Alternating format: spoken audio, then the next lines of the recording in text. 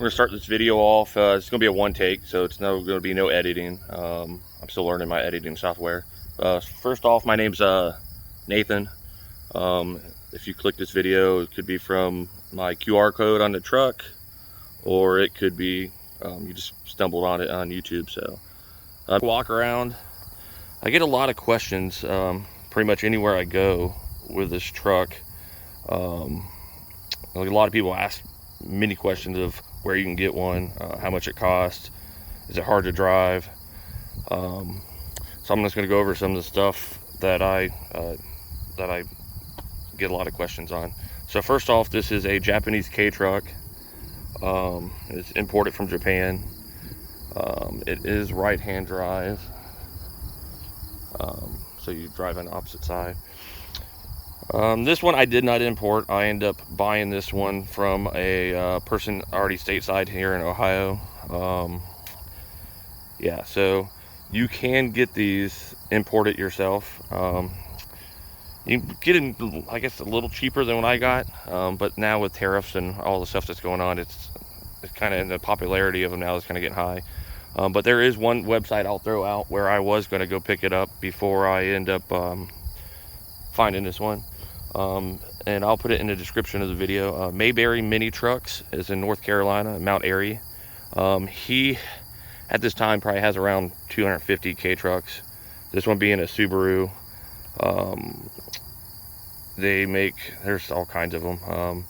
This one's a 1992 Subaru Sambar. It's spelled S-A-M-B-A-R. They come stock with 12-inch wheels. This is modified up to a 15x8. The offset's 0. I did have to make a couple modifications to get it to fit in the back. Right here, I had to basically shave a bit off of this and kind of pound in on the bottom of that a little bit, but it does not rub inside. It does make for a bumpy ride.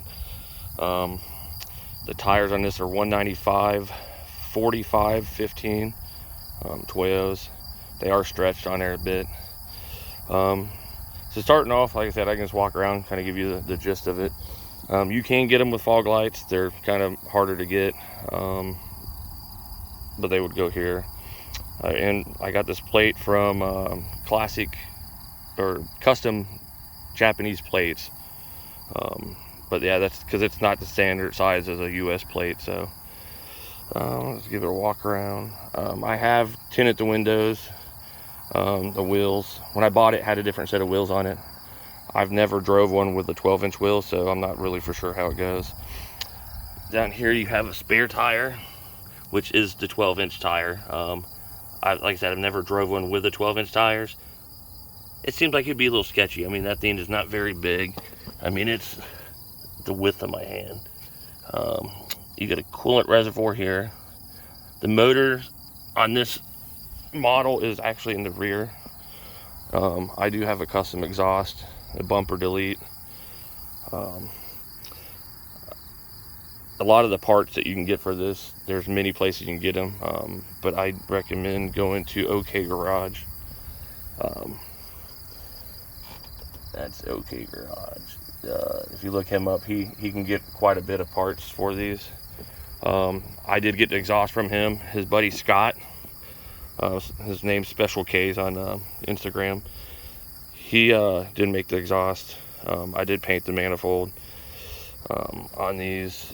There's pretty easy to access. Normally there's a panel that comes down. You can unlock and pull it down. It covers all this if you don't like this. But for this exhaust, I had to remove it. You get your engine oil, put oil in here, distributor. Pretty simple engine. Kevin at Kei Garage, he does sell a good amount of the parts to do the maintenance on these. This one is a manual. You can get them in automatic, which I think the automatics are harder to get the clutches for, like the powder clutches. So like I said, I don't recommend the manual's fun to drive. There's another access cover here. You can take that off and get access to the top. All the sides of these beds fold down and come off. You can do any of them. You can run them without it. Sorry if I'm saying a lot in this video. Like I said, it's pretty much my first time actually recording a video for YouTube. So on this side you have the battery, which is not your normal size battery. It's kind of way smaller. The terminals are a little bit different. There is a lot of this stuff I did, like paint, and then I've put stainless steel hardware here on this headache rack, which is this rack on the back. A lot of the hardware and all these headrest pieces are all stainless I put in there. Stainless up here. This right here is your rear cargo light. The only way you can get that on is if your car is running. There's a little switch right here. You pull that switch and it'll light your cargo light up. A lot of people I've seen been doing third brake lights.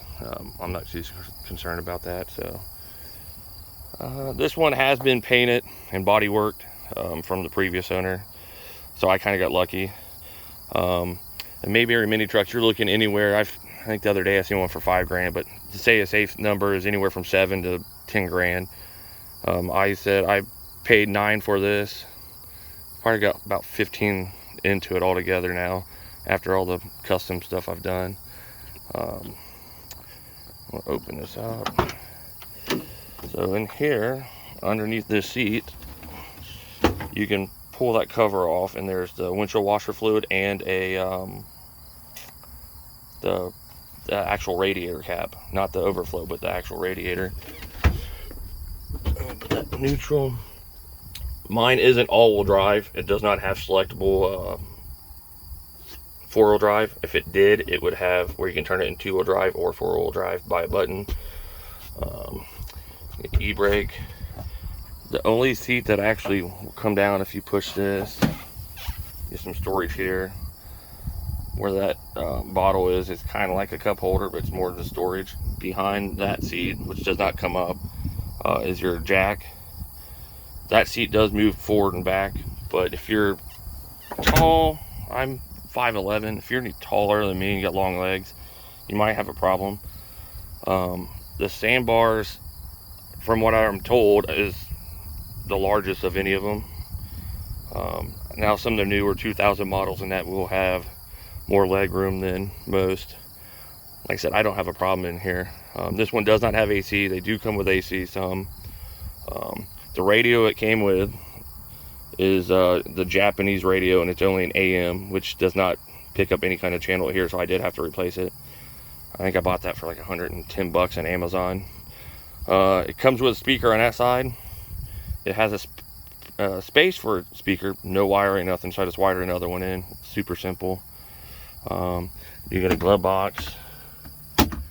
The door panels, super simple. I got a pocket. I wouldn't recommend using other maybe papers. You have your window crank, and this is, if you pull this back, it lets you out.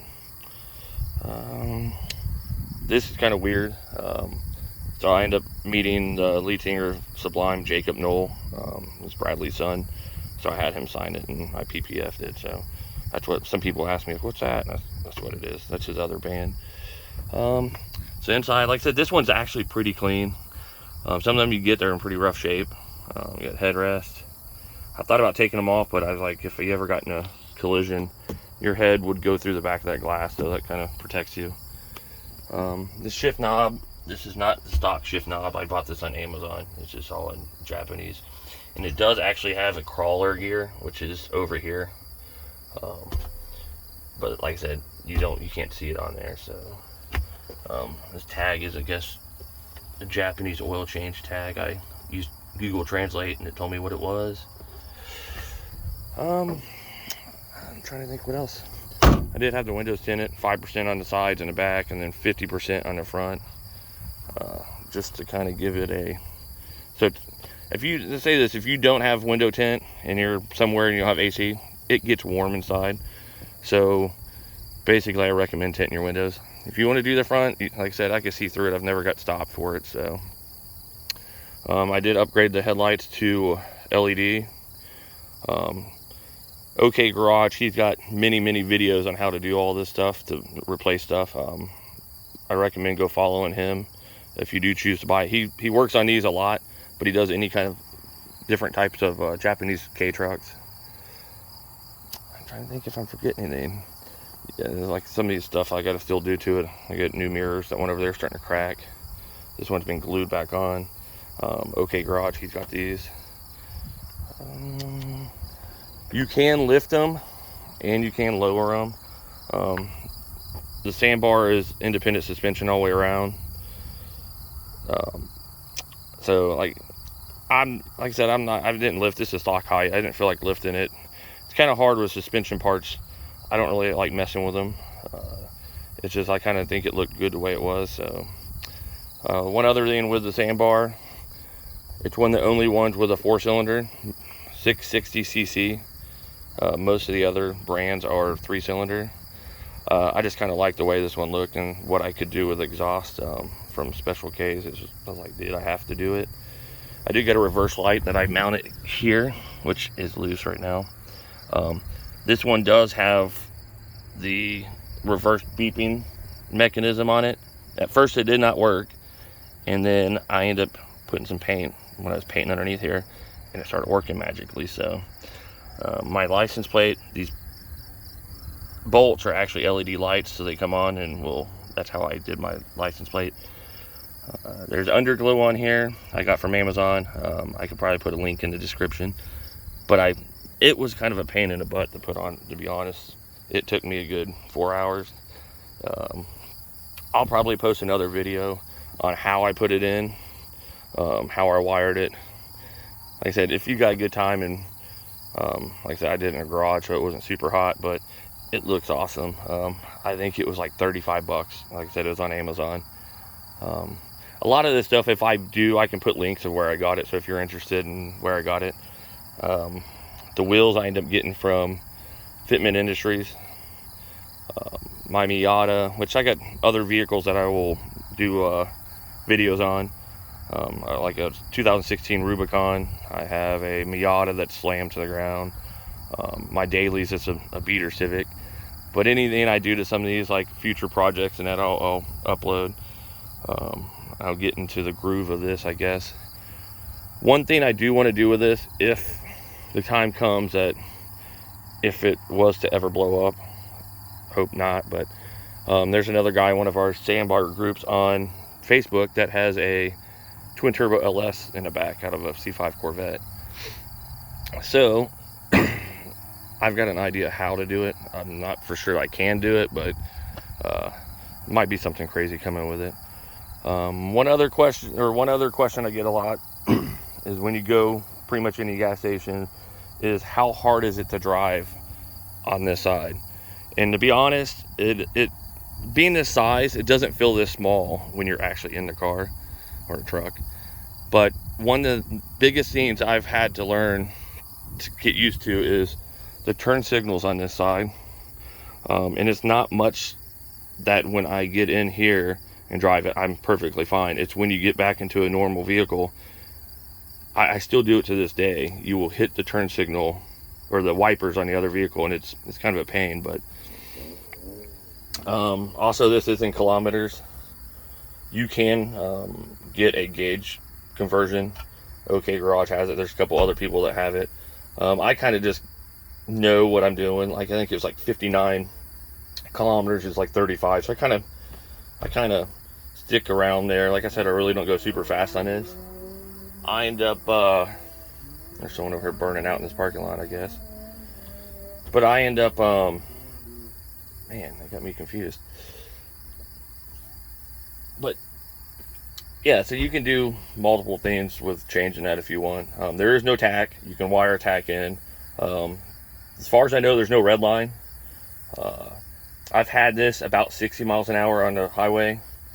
It's not the funnest, and that's kind of going downhill. I recommend, like I said, it's just riding the back roads, and that's pretty much where I plot where I'm going. Another thing, if you do not like attention, like if you're kind of you don't like a lot of attention, I wouldn't recommend getting one of these, because everywhere you go, you get stopped, and people will ask you a million questions, which I don't mind. You go to a car show, you're literally a hit. Every day I drive this thing, I mean, I'll get thumbs up, people just pulling up the red light just to like just come and find out what it is. I do want to end up putting whoever's doing these donuts over here is going to end up getting me a cop back here too. Yeah, they're idiots. Now I lost my train of thought. Oh yeah, I am going to end up putting the Subaru logos and that back on the back, stickers, or I might end up doing a custom logo, just because that's about the only thing on the back you can tell what it is, unless the person knows what it is just by looking at it.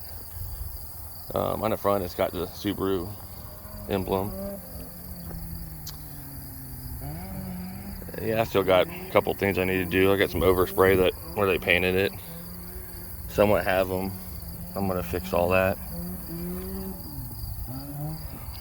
Well, hopefully I didn't do too bad on this video. Like I said, I'm just starting out at it. I bought software, computer. I've got a DJI actual camera. Right now I'm just using an old phone.